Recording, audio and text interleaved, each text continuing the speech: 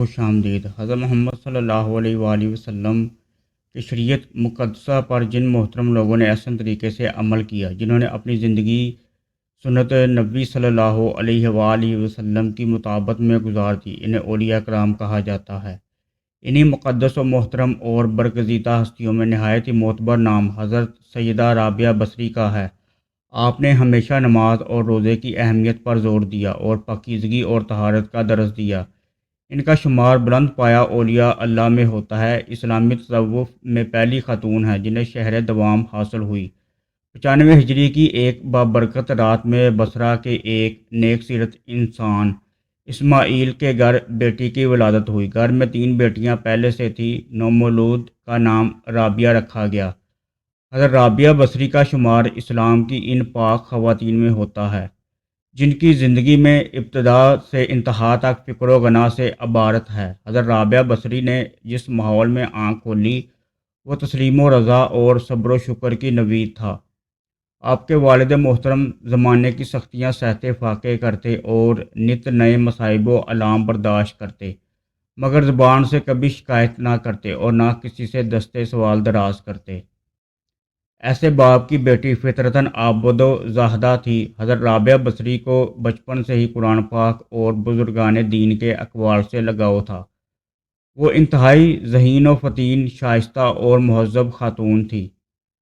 بچپن سے ہی حلال و حرام کی تمیز تھی۔ ایک دن سب گھر والے کھانے کے لیے جمع ہوئے مگر وہ کھانے سے دور رہیں۔ والد نے پوچھا، رابعہ تو کیوں کھانا نہیں کھاتی؟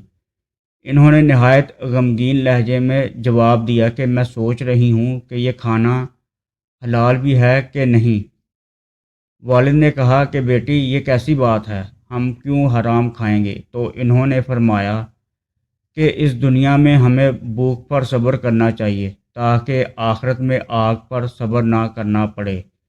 ابتدا میں حضرت رابعہ بصری رحمۃ اللہ علیہ کے حسن و جمال کی دھوم مچی ہوئی تھی، مگر جوانی کے شب و روز انہوں نے یاد الہی میں گزار دیے۔ ان کے چہرے پر پاکیزگی کا ایک ایسا نقاب تھا کہ دیکھنے والوں کی نگاہیں خود بخود جھک جاتی تھیں۔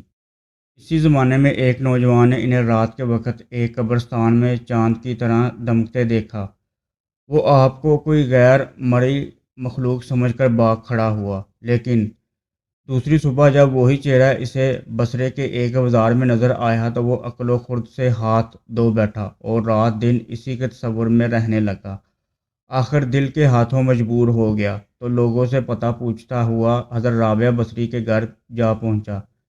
روزنامہ امت کے مطابق آپ کہا کرتی تھی کہ دل کے دروازے ہمیشہ کھلے رکھو، کیا معلوم محبوب کس وقت دستک دے دے، مگر گھر کے دروازے بند ہوں یا کھلے ہوئے ان کی دانست میں برابر تھے۔ نوجوان کو خلاف توقع ان کا دروازہ کھلا ہوا ملا۔ اس نے اپنے دل کی دھڑکنوں پر بڑی مشکل سے قابو پایا۔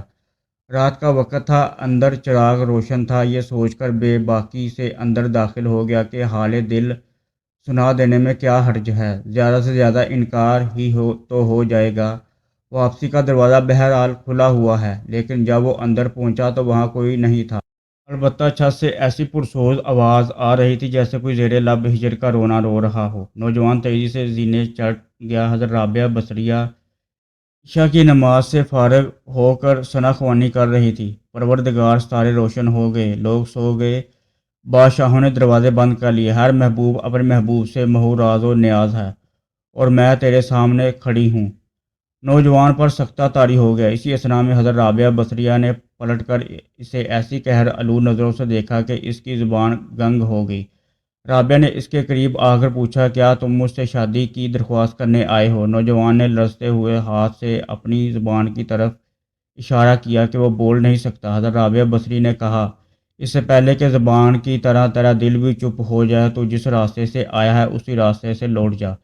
نوجوان صرف آنکھوں سے التجا کر سکتا تھا کہ نیک خاتون میری گویائی مجھے واپس دے دے، میں تیرے مرتبے سے واقف نہیں تھا، مجھ سے غلطی ہوئی، مجھے معاف کر دے۔ لا علمی ہمیشہ قابل معافی ہوتی ہے۔ اس کے خاموش آنسوؤں کے جواب میں حضرت رابعہ بصری نے کہا، نوجوان تو نے اگر مجھ سے کوئی زیادتی کی ہوتی تو میں تجھے یقیناً معاف کر دیتی۔ میں نے خود کو بہت پہلے اپنے رب کے حوالے کر دیا تھا، اب یہ معاملہ تیرے اور رب کے درمیان ہے۔ معافی مانگنا تو اس سے مانگ تو صدقے دل سے توبہ کرنے کا ارادہ کرے تو شاید توبہ کی خاطر تیری زبان کھل جائے۔